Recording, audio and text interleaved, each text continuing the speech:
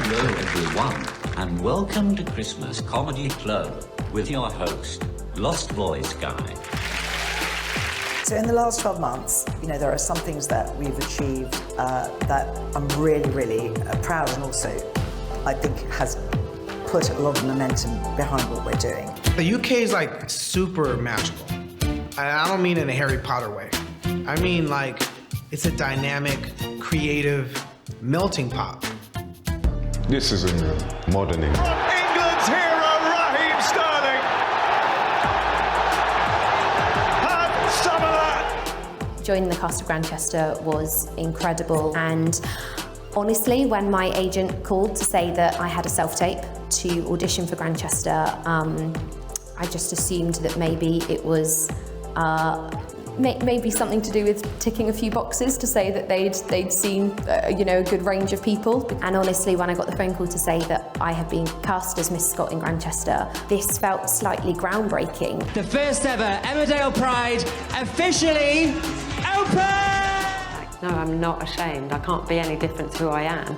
Being part of Step Up 60 as a writer on Walk the Line was a fascinating but eye-opening experience. I think Step Up 60 has given me the confidence to know that I am supposed to be in those spaces. Working with Mo on the Brits was a life-changing experience. We knew that we were doing something groundbreaking with that. I know that first and foremost, when it comes to people like Katie or myself, you might see certain things before you see us, right? But that doesn't mean that is, you can then ask anything you like. ITV's representation of deaf, disabled and neurodiverse talent has really come a long way in the very short time that I have been working with ITV. So I wanted to get everyone together. I wanted to find the right time to do it. I felt this is perfect timing, but basically I was born completely deaf. Oh, okay. And I wear a cochlear implant in my right ear. Well, there is Alex Brooker, who is the first physically disabled player to participate in soccer. Representation is so important because it helps validate your existence in society. And as someone who grew up without representation, I've really fought to be part of the change that I want to see. And when our stories are missing, it's doing us a massive disservice. Fresh Cuts is an ITV initiative where we take 5 black filmmakers to make their first 1-hour film. So my Fresh Cuts film is called Everyone Can Rap. We're gonna get the show crack-a-lacking. Amplify is one of ITV's first leadership programmes for senior people of colour. In a nutshell, having 17 people in a room that look like you, that are of the same level as you, and that have had the same personal and professional challenges based on their ethnicity, it's just refreshing, it's life-affirming, and it was emboldening. Chills all over. That was amazing. The winner of Britain's Got Talent 2022 is Axel Blair!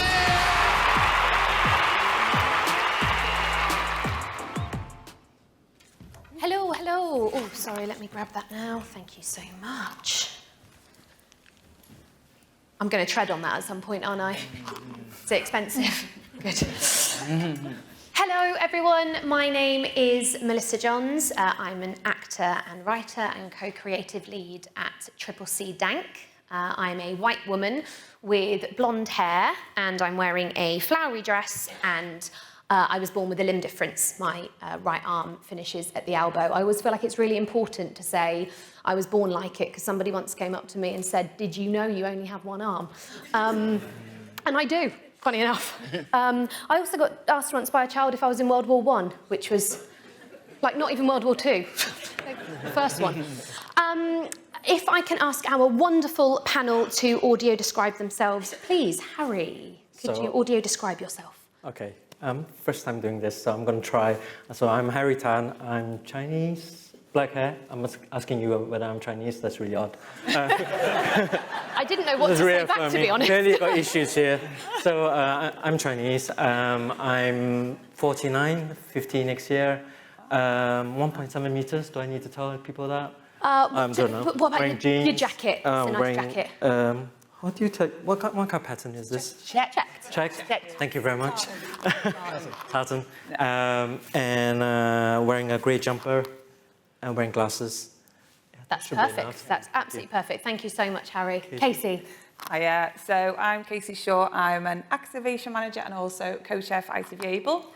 I'm a female, white, 40-something-year-old woman with kind of like coppery, gingery, blondie, just below shoulder length hair, and I'm wearing a bright floral dress. It's black and blue and yellow and white. Okay, I'm Addie Rawcliffe. I'm the Group Director of Diversity and Inclusion at ITV. I am a British Nigerian woman. I have very short hair at the moment, and I'm wearing Fenty foundation to cover my bags. And my dress, and I'm wearing a black jumper with a diamond on it, and I'm wearing a diamond print green and white skirt, which matches really well. Yeah. Is it not part of the same thing? Well, there's two things, but they match. Yeah. Addie. I find matching makes sure that I put the right clothes on in the morning. Fair enough. There we go. I'm sure plenty of you know what audio description is, but if we're going to have some little take-homes from today, then there you go. If you're in a Zoom meeting, takes 10 seconds to just quickly say an audio description. You never know if somebody in the room might be visually impaired, and it just straight away makes us all know that that space is inclusive. Events like this are so important because they mark and celebrate the amazing work that's already being done. But they also give us all the opportunity to explore the challenges that might be being faced at the moment, and they give us the chance to share some tips and advice. Now, what I love about All In is that it's action-based. We all know what it's like to have a conversation. Should we have a conversation about it? Because conversations feel safe, don't they? They feel like we're doing something good, but within the safety of the office or the Zoom chat. And I'm sure everyone in this room has had a meeting about a meeting, about the meeting, about that meeting that you need to have. So what I love about All In is that they take those conversations and they embed them in action. I think it's fair to say, we can see from that brilliant video, that ITV, and I don't work for them directly, so I can say this, are doing a fantastic job. There is a real celebration of underrepresented groups, and we've just seen it there. But as with anything, when we're celebrating the work that we're doing, we have to make sure that we're keeping our foot right on that accelerator. Because it's when things are going really well and we start to congratulate ourselves that it's quite easy to start to take that foot off. But actually now is the time that we push our foot down on that accelerator and we drive positive change more than we ever have before. So let's hope that over the next half an hour, we are going to explore some brilliant tips and tricks that we can all take home with us today. Addie, I'm going to start with you because I think it's really important that we look at strategy and how all of this even comes about. Because access, diversity, equity, inclusion, I think for many years was an add-on at the end, and to some extent still can be. You know, I think we've all been in rooms where we've suddenly gone, oh, we didn't think about that, let's quickly add it on. But I think what you and your team are amazing at doing is actually going, no, let's go right back to the start and make sure that this is on the agenda right from the beginning. So I think we should just explore some of the ways that you do that. How is that brought to the room? Yeah. No, so first of all, I'd just say the great thing about All In is that we can all learn from each other. So we don't think we've got all the answers. So I just want to say that we're interested to learn from other people as well. But what we've tried to do is embed DEI into everything we do. So when we commission a programme, we sit down from the very beginning and say, how are you going to ensure that this programme represents our viewers, and how are you going to ensure that it's accessible to everybody? And that's what we've tried to do, is build it into our processes. Because I think in the past, what has ended up happening is these things have just been the people that have decided to champion them. They haven't been part of the fabric of the organisation. And I'm one of the, I sit on ITV's management board, and we were one of the first people to have, in the FTSE 100, to have a director of DEI on their board. And I think that really makes a difference because we have those conversations at that level. And one of the things that I've been really struck by sitting around those tables is how often DEI is really important to what we're talking about. It might be about office moves, it might be about hybrid working, thinking, and it's like making sure we're always thinking about who's not sat around the table. But what I've also tried to do is make the other directors think in that way as well, because I think that really is important, because I think for these things to work, it needs to be a collective endeavour. It's not just me saying, oh, I'm the director of diversity and inclusion, I'm going to do it all. It's about us setting a strategy and embedding it into everybody's work, because if I was head of recycling and I was the only person recycling, it would make no difference to the business. So if you're trying to bring culture change, everybody has to understand their role. And what we've tried to do is make everybody at ITV understand what actions they need to take. And our strategy broadly is in three pillars. One pillar is about mainstream content. So that's our content in terms of our programming, but also in terms of our adverts. I mean, Casey's team worked on this, and she'll talk more about it, but we had last week a BSL signed ad break in between Loose Women when we did a deaf awareness version of Loose Women. So it's just making sure that we use all our platforms to make sure it's inclusive as possible. It could be about our content. We've done a brilliant show called Riches, which I'd ask you to watch, which is set in the world of black cosmetic hair salons and who's going to take over the family business. It's an all-black cast, but more than anything, it's a family drama. And so I think the opportunity around inclusion and diversity is, I honestly think it makes your shows better, it makes them more creative. And I think that if you authentically portray people, it will reach an audience beyond just the audience that are in it. And I think that's really important. I mean, there's a great quote where someone says, you know, you're watching Finding Nemo, and when Nemo loses his dad, we all cry. And when it's not because we're fish, it's because we all know that experience. And I think that's what we're trying to do at ITV. I love that. That's brilliant. I mean, I love Finding Nemo because he's got a lucky fin too. So, you know, we're very similar. Addy, I love what you just said there about making sure that this isn't just one person's job. I think that's so important when we want to make any change, is how we can kind of make sure that we can give examples to every single role, no matter where you sit in the creating of anything, whether it's a show, whether it's an advert, whether it's a marketing campaign, giving examples to how every single person can play their role. And that is super important, isn't it? Because otherwise we run the risk of someone thinking somebody else will sort that. And actually, that just allows everyone to have the chance to go, no, I can champion this. Yeah, and I think there are so many different ways you can do that, but the ways that we have done it is in the second pillar of our strategy is about creating opportunities. And so there are areas, and I was really struck by your last speaker having so much data.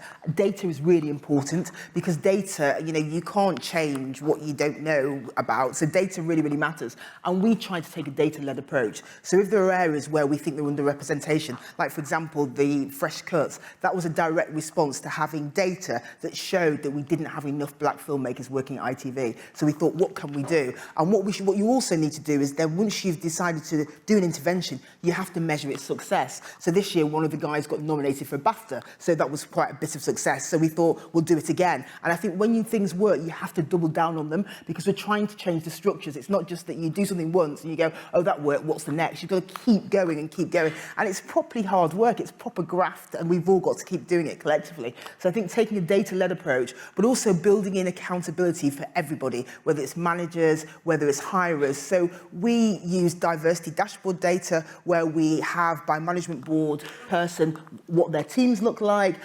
We insist that people have sort of inclusive leader training, inclusive hiring training before they go to hire, because we all have biases, and it's just making sure people are aware of that when they're hiring people. So there's lots of things that you actively have to build in, and you have to make people accountable. I mean, our commissioning team, their performance-related pay is based on our objectives around diversity and inclusion. And so I think some people will do it willingly, but other people that might not be so willing, you've got to give them the tools and the accountability to say, this is what we do at ITV.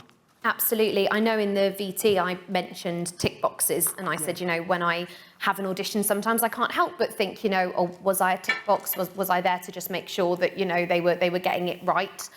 My personal feeling towards that, though, is I actually don't mind quotas and tick boxes because we are not at a place yet where we're doing it organically. So actually, if our way to get to that is by having to really make sure that we're doing it, that will surely eventually lead to us doing it far more organically. Yeah. It has to. No, I agree. And I think you see that all the time with representation on screen, don't you? So often the first group of people you see on the screen are, you know, one type of person. And then what you're looking for is diversity in that representation. But I think you have to go through all those phases. Absolutely. Another thing that I hear quite a lot, and I don't know whether anyone else in the room hears it, is it's PC gone mad. It's PC gone mad. I hear that all the time. I've been described as it when I've been in a show. And I think I'd like to know what everybody thinks to it, because I'm sure we've all heard that, haven't we? Like it's political correctness. It has nothing to do with political correctness. It has to do with the world that we live in being represented in our shows, our marketing, our adverts.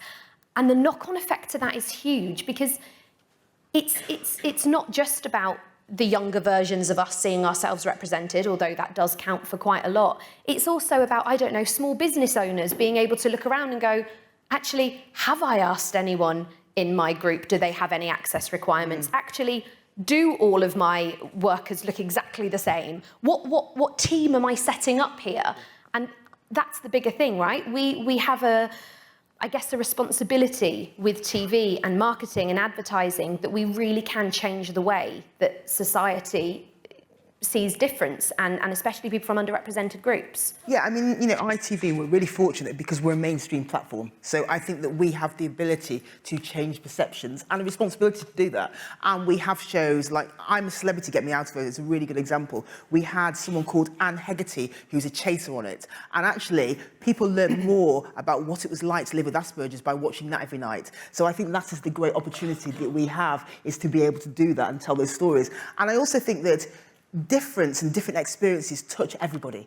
And I think this idea there's a whole group of people that are different in some way, it's just not true. I think it touches everybody. And I think you seeing the world you live in accurately reflected on screen or in adverts makes a real difference. Shani, who was in one of the films up there, was telling me that she was looking for a new computer, and for the first time ever, she saw a South Asian disabled woman advertising a computer. She was like, I'm buying it. So she just bought it. And so, you know, there are commercial benefits. Yeah, and I think kind of viewers kind of expect that. They want to see people, their own people on screen. So Love Island, for example, Love Island, we had our first people of color couple last season in the UK version. In the US version, we have first black couple that won maybe 2 seasons ago. And viewers like that, you know, and it means a lot to us to be as diverse as possible, because ITV Studios, where I work in, we produce and create and deliver programs across the world. You know, we produce Queer Eye for Netflix, Love Island in the US, Australia, UK. We produce The Voice as well, and for us that's really, really important. You're absolutely right. It is. People just expect that now. Yeah, and which is so a good we should. thing. Really good thing. Yeah. Yeah, absolutely, Casey. Well, I was just going to go back and refer to, you know, the power of advertising with Shani saying, you know, and she was instantly, I'm buying it, because she saw herself represented on screen and advertising this product, and that's, you know, we shouldn't underestimate the power of, you know, that better representation in advertising, particularly because, you know, you want your product to sell. You need to represent the people who you want to buy it. And if they're not seeing themselves on screen, that's really not going to, you know, it's not going to reach them. It's not going to get that emotive feeling. It's not going to make them think, do you know what? I can see myself in that car, because I can literally see myself in that car on screen. So, absolutely. And actually, adverts now, like, we get excited for adverts. Adverts sort of used to be the thing that maybe, you know, just sort of stopped you for a little while about to watch the next thing that you were watching. But actually, adverts have got so great now because they have started to reflect the world that we live in, and they tell stories, and they tell brilliant stories. ITV have been a great support for us at TripleC DANC. A few years ago, we started to realise that actually Christmas adverts, you know, we're all there waiting for the John Lewis advert to come out, or the M&S advert, or what's the Sainsbury's one going to tell us? And what we realised was, actually, whilst we were doing a better job at reflecting the world that we lived in, what we weren't managing to do was represent disabled people as much. And lots of disabled people celebrate Christmas. So it was, you know, it kind of really hit us, actually, this change is brilliant, but we haven't got there yet. And so ITV have actually been supporting us for the last few years to make a fully inclusive advert which has both disabled talent on and off screen. And again, that's massive, because when it comes to disability, I think it's one of those ones, at any point, disability can and will affect everyone. We're all pre-disabled. Disability can and will affect everybody. And so we have to start changing the way that underrepresented groups like disabled groups are viewed. Because the knock-on effect is, as you say, it's huge and it's needed and it's important. But also, accessibility benefits us all. Of course. The benefits of us all, because if you go to Sainsbury's or you go to Tesco's, and the shopping trolleys that aren't so deep were originally made for disabled people, but of course we all use them because they're much more convenient. And I went to a comedy event a couple of nights ago, and I couldn't hear it, but it was subtitled, so I could laugh. And so all these sort of things that make it better for everybody. That's why it's always better to use the word accessibility, because there may be people that are even sat in this room now that absolutely do not identify as deaf, disabled and or neurodivergent, but absolutely have access requirements. So it's a real good one to kind of make sure that that's, you know, a strong kind of terminology to be going towards. I just want to have a bit of a chat about kind of within ITV, what it's like to be an employee at ITV, some of the networks. There's 5 networks that you can join, and you can actually join all of them, can't you, Casey? You can join all of them indeed, yes, like me, greedy. I was just curious, actually, not greedy at all. I was just curious to know what the networks were about and what they do and who they're for. And by the way, all of them are for everybody. Like I say, I joined all 5. There's ITV Able, which is our disability network, which I, obviously I'm co-chair, one of 5 co-chairs. Balance is for work-life balance. We also have Embrace for Black, Asian, minority ethnic colleagues, and Pride is our LGBTQ+. And we also have the Women's Network. Now, I'm a white, straight woman, but it didn't stop me joining Pride and Embrace. Because, we're all there to be allies and support each other. So it doesn't matter how you identify, be there to support each other. And, it's just going to be such a better place if we can. And ITV Embrace has got programs across the year. I think Black History Month is actually quite a big thing for ITV Embrace. And I attended one last year. I think it was COVID time, so we were still online. And what I really like about ITV Embrace was we are able to ask difficult questions. And because we are so, I don't know, we're kind of in an age where we try to not offend people and not say the wrong thing.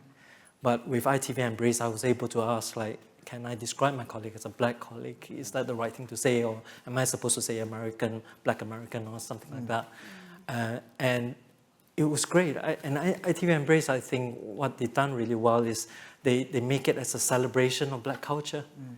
And I really learned a lot from that. And I think that's the great thing about ITV. It's having these different interest groups that help people understand better. Yeah, and do you know what, for me as well, ITV Able, so when I did join, I joined all of them, like I say, back, it was actually lockdown. So I've been in the networks for, coming on for 3 years now.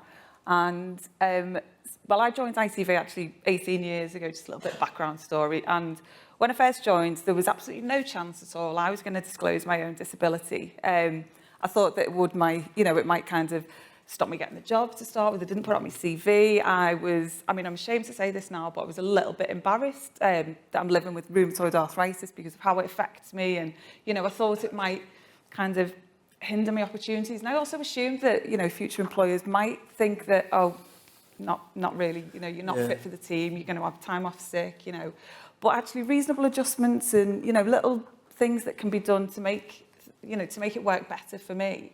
It means an awful lot, but actually, just going back to when I joined Able, I know we keep banging on about it, but they helped me, just that whole support network, they helped me to be more open about, talking about living with rheumatoid arthritis. I wouldn't have thought, 10 years ago, I'd be sitting on the stage saying it, because I just didn't feel confident about it, but Able has really brought that to me, and it's really helped me to kind of be more open about it and talk about my lived experience as well. And I think what's so important about the networks that ITV have set up are that they are seen as a business. So I know that sometimes networks can exist and they sort of sit alongside the business, which means that the communication between the two aren't that great and can maybe end up feeling a bit like lip service. I think that's kind of fair to say, that when you set up networks and you don't have the kind of decision makers attending those networks events, then what's the point? You know, it's not fully embedded in the organisation. But I think with ITV, I hosted something with Abel back in November, and like some of the big dogs were there. Oh, we had the chairman. Which was just fantastic, because it's not something that you see all the time. So I think it has to be that when these networks are created, the communication between the networks and the organisation and the business, that communication has to be top of the agenda, doesn't it? Yeah, I think that the third pillar of our strategy is around inclusive culture, and it's the part we all play in creating an inclusive culture at ITV. And the networks are such an important part of that, because like Casey's talking about, being a part of a network has enabled her to be more of her authentic self at work. But also, they can challenge the business as well, because we don't get everything right, we often get things wrong, and it's really important to have that feedback loop where, you know, if something isn't accessible or people aren't getting what they need, we can be challenged at the most senior level. So I think it's, you know, it's nice to do the coffee morning bit and the collective, you know, shared experience, but I think it's also good that we have networks that will challenge the business to do better, because we don't always get it right. Yeah, absolutely. Amplify. Now, Amplify, I think, is a brilliant example of an internal scheme. And this is another example, I think, where schemes that are action-based are so needed. We have to be constantly adding to our own talent pipeline, don't we? We can't just be at a place where we suddenly say, oh, I would love to have a commissioner from that underrepresented group. Or we can't do that. We have to be able to nurture careers and career development. And the way that we do that is by every single department finding a way of adding to the talent pipeline, whether that's through mentoring or schemes and opportunities.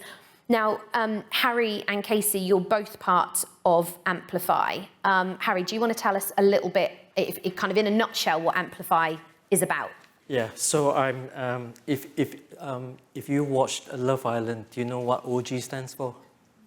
No? Okay, so I'm the OG, which is old gangster. Is that what it stands for? Yeah, OG stands for love.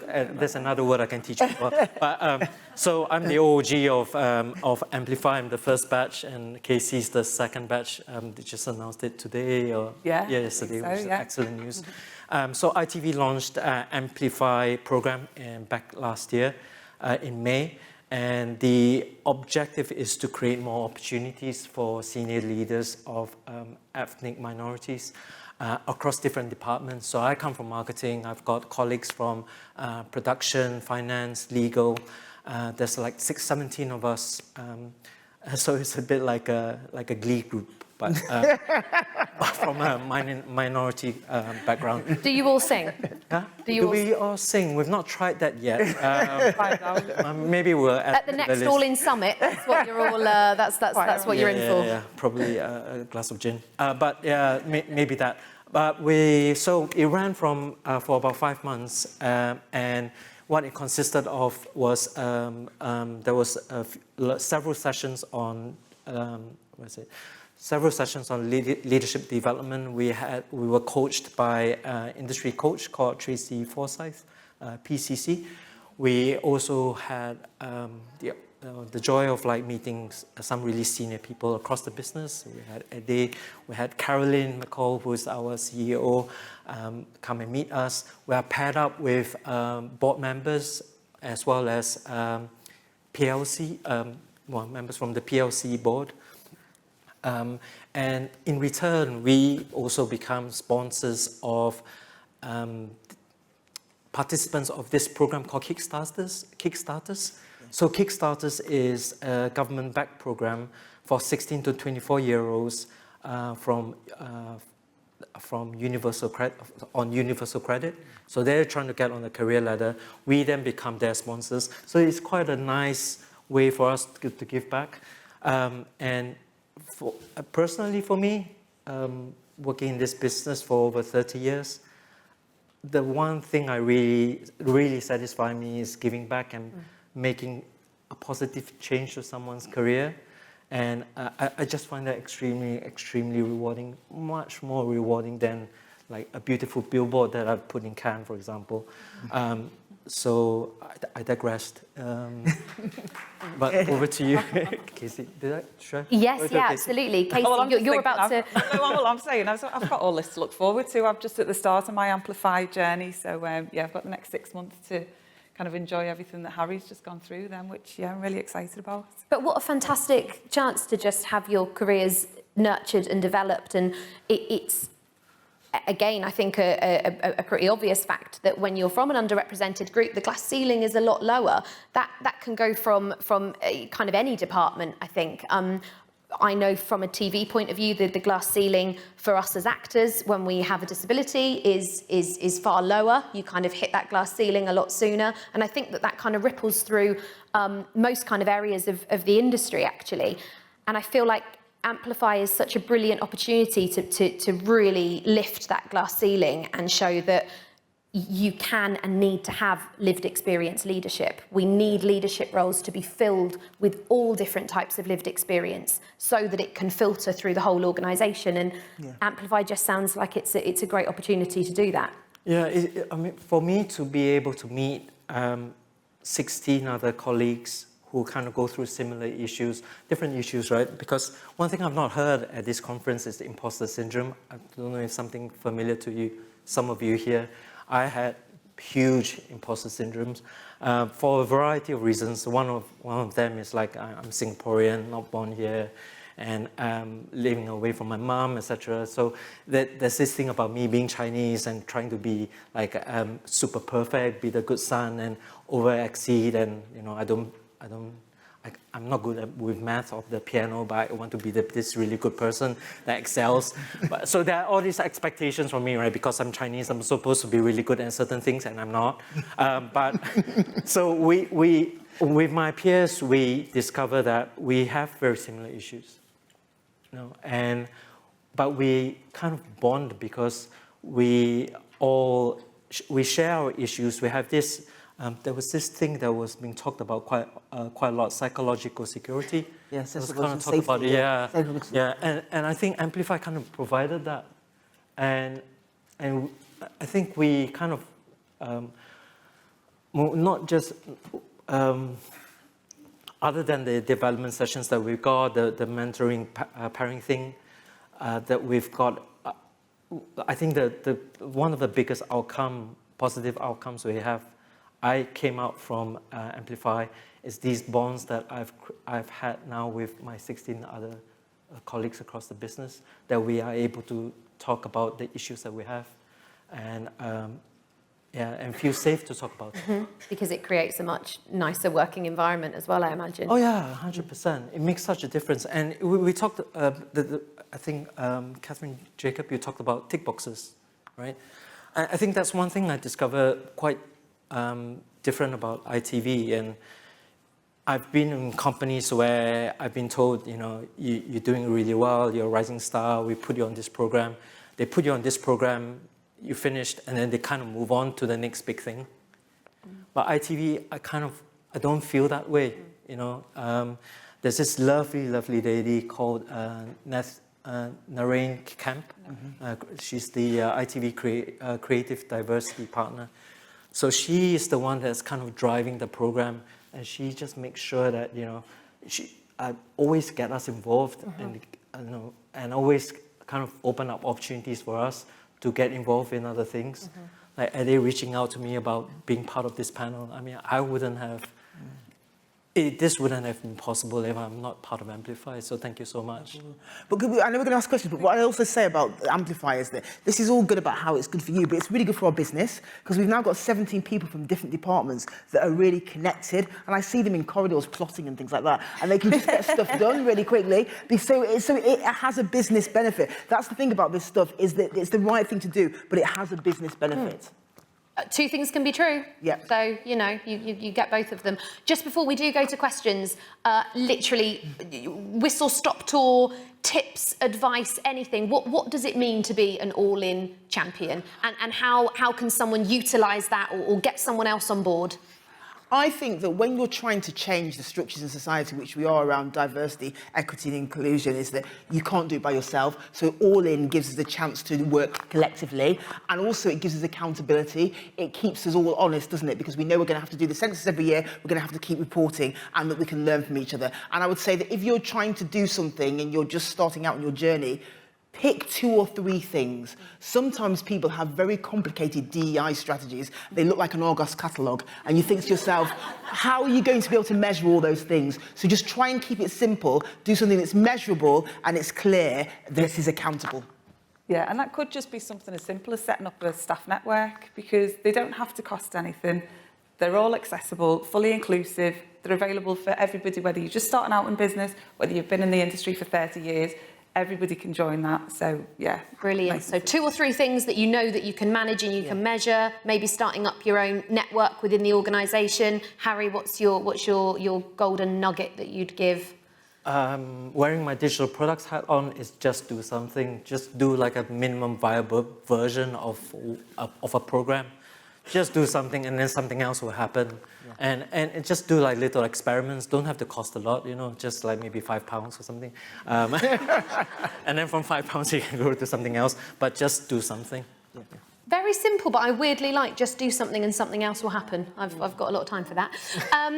We have only got a couple of minutes left, but have we got any questions? Yes, just over here. I think there's a microphone coming round. Where's the hand? Hi. Hi. I'm Ella from Creative Access, so hello to ITV, who we're actually partnered with.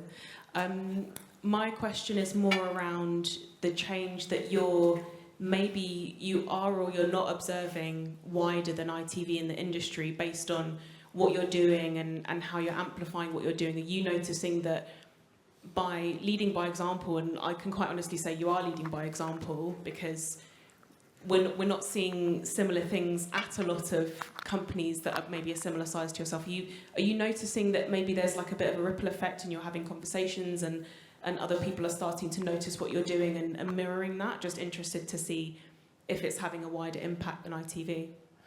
I'll do that, and you probably might want to add something as well.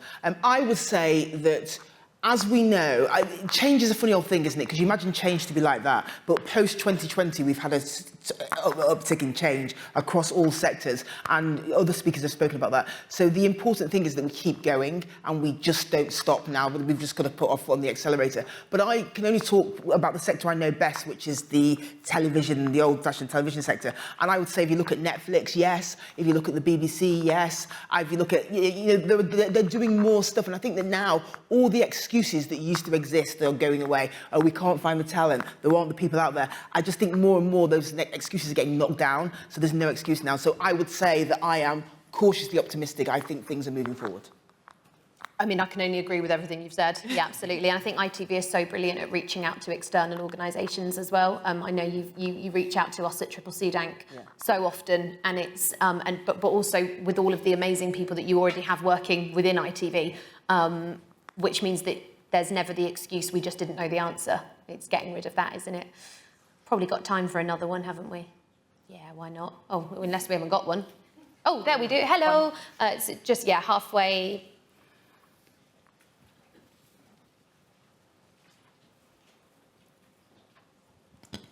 Hi, thank you. My name's Elaine. I'm the co-founder of a coaching company called Coaches of Colour and a DEI consultancy called Project 23. I loved hearing about your descriptions of Amplify, the personal journeys. Definitely wanted to kind of big up the fact that there are business benefits from investing in our people, particularly those from underrepresented groups. I was wondering what, we often come across people and organisations who don't prioritise that investment in people because there are other business priorities. So, as well as hearing about the benefits that you shared, do you have any views on what would happen if you didn't make that investment, if you didn't take the time, whether it's from a personal perspective or from a business perspective? It's a really good point. It's a really good question because, of course, in corporate organisations, you always have to make a budget case for things, and we obviously spent money on making Amplify. But I think that when you look at data in organisations, often you can make the case through that, because we know, for example, that it's harder to retain underrepresented groups. So it's like, let's think about how we might do those. So I think that all these things you have to do, it is the right thing to do, which it absolutely is, but you've always got to speak to the creative benefit, which we've talked about already, but also the other opportunity cost of losing staff. And if you don't invest in them, you'll lose them. That has another cost. So I would always do that when I argue for budgets. Yeah, Harry, have you got some? Oh, sorry, yeah. So, you know, you were talking about that glass ceiling before, and if we're not developing our staff to punch through that glass ceiling, to reach that high level, and going back to John Evans' last slide with look out, if people aren't looking out and seeing themselves at these senior level positions, then why are they going to want to stay within that company? Because if they can't see themselves at higher level, they'll go elsewhere. So it's important to develop our staff, definitely. And I find that people in my team, because I work with very young people, they're like millennials, and one of them, his name is Jason, and I remember celebrating his birthday, buying a 21 balloon, walking down the street and thinking, oh my God, he could be my kid. but I'm a gay man, so I'm like an unfulfilled thing. So anyway, but I think when George Floyd got killed, my team, particularly Jason in the team, was so affected that he felt like he needed to do something. So, you know, we had ITV Studios, we have social media channels, etc. And I mean, they were just trying to do something and put a message out there to say that they really care and that really affected them. So I think to your point, it really matters to the people I work with that we do something about it. And if people are in an environment where they don't feel cared for, then they're just going to leave. And as they should. So it makes sense. We have gone over now, but thank you all so much, and a huge thank you to ITV. It is right what Addy said at the beginning. It's not just ITV. Lots of people are doing it. This is just an example. Thank you.